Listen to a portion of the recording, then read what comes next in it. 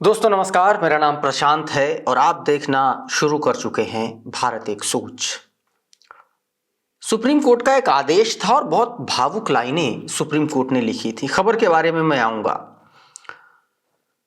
Supreme court ने सीधे तौर पर जस्टिस बी आर गवाई ने मेरे ख्याल से यह बात कही थी कोर्ट ने, जब बुलडोजर एक्शन पर जब बातचीत चल रही थी, सुनवाई हो रही थी, जजमेंट पास हो रहा था, रिकमेंडेशंस दी थी 15-17 पॉइंट की सुप्रीम कोर्ट ने कि आप कैसे कैसे बुलडोजर चला सकते हैं, नोटिस देने का क्या तरीका है।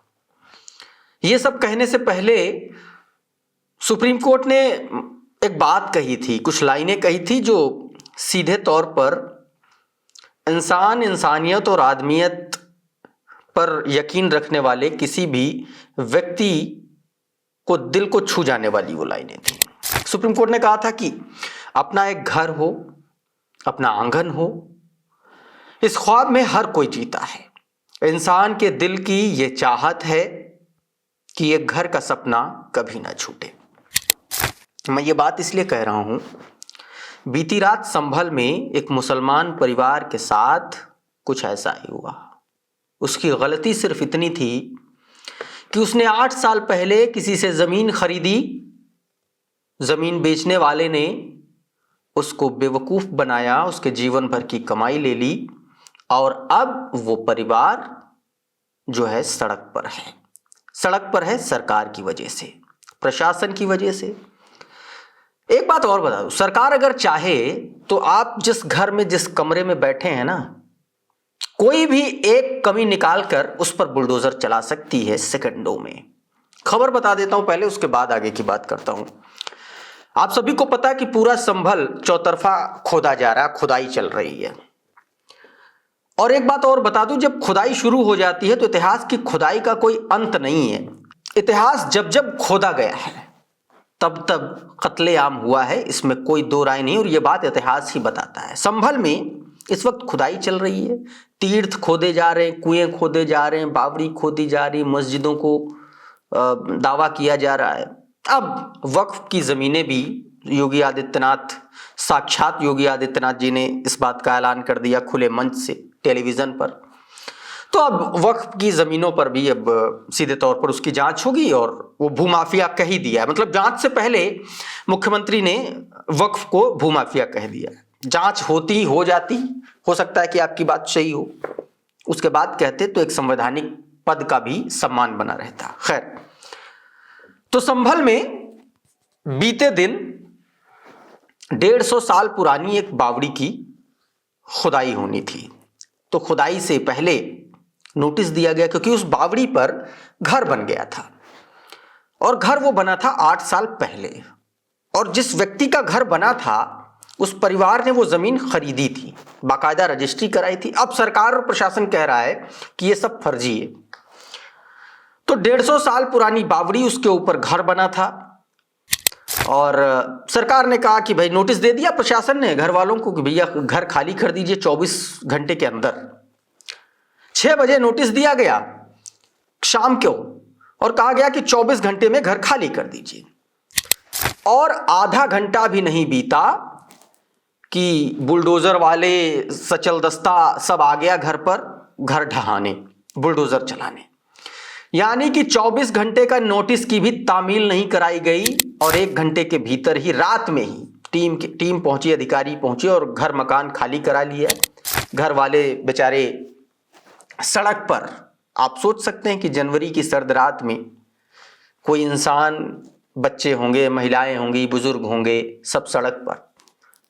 सरकार का काम अगर नियमानुसार कार्रवाई करना है तो सरकार का काम वेलफेयर के तहत आसरा देना भी है।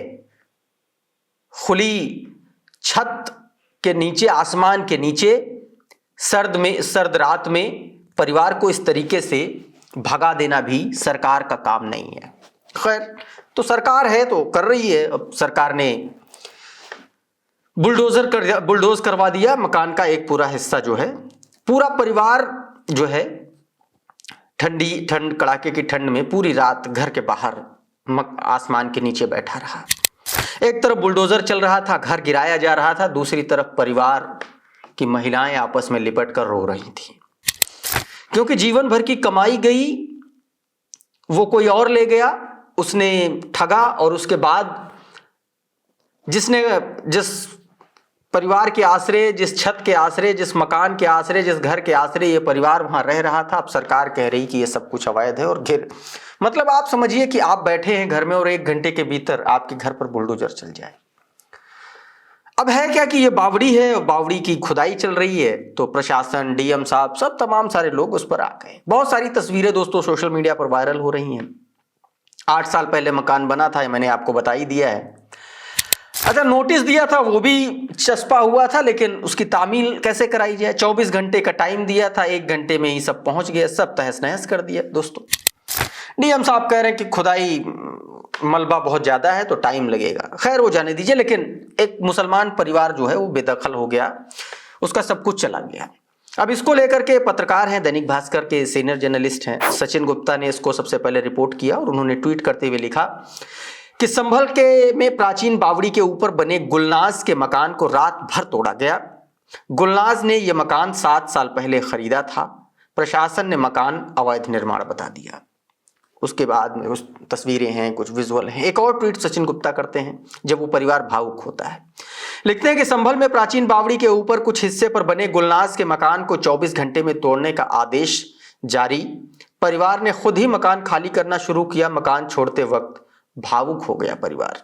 सोशल मीडिया इन्फ्लुएंसर हैं अंसार इमरान, उन्होंने ट्वीट के जरिए, वीडियोस के जरिए सोशल मीडिया प्लेटफॉर्म एक्स पर असदुद्दीन ओवैसी और एआईएमआईएम पर भी बड़ा सवाल उठा दिया। उन्होंने सीधे तौर पर ट्वीट करते हुए लिखा कि संभल के चंदौसी में प्राचीन बावड़ी के ऊपर कुछ हिस्से पर बने गुलनाज के मकान को 24 घंटे में तोड़ने का आदेश नगर पालिका ने दिया है। मकान में रह रही मुस्लिम महिला ने बेबसी और आंसुओं के साथ मकान खाली कर दिया। मकान में तोड़फोड़ शुरू हो गई है। ज्ञात रहे कि संभल नगर पालिका के चेयरमैन एआईएमआईएम के चौधरी मुशीर खान हैं। बताना चाह रहे हैं कि ऑल इंडिया मजलिस इत्तेहादुल मुस्लिमीन के नेता हैं जो, वही इस वक्त नगर पालिका के चेयरमैन हैं जिनका नाम मुशीर खान है, चौधरी मुशीर खान। तो दोस्तों कुछ इस तरीके से संभल में एक और परिवार को बेघर कर दिया गया। एक छोटा सा हिस्सा था बावड़ी पर, उसको तोड़ दिया गया, परिवार को बाहर कर दिया गया। अब दोस्तों इसको लेकर के लगातार सियासत चली रही। आप जान ही रहे, अखिलेश यादव लगातार निशाना साध रहे हैं कि संभल को नहीं खोदा जा रहा है, आपसी भाईचारे को खोदा जा रहा है। ठीक बात भी है।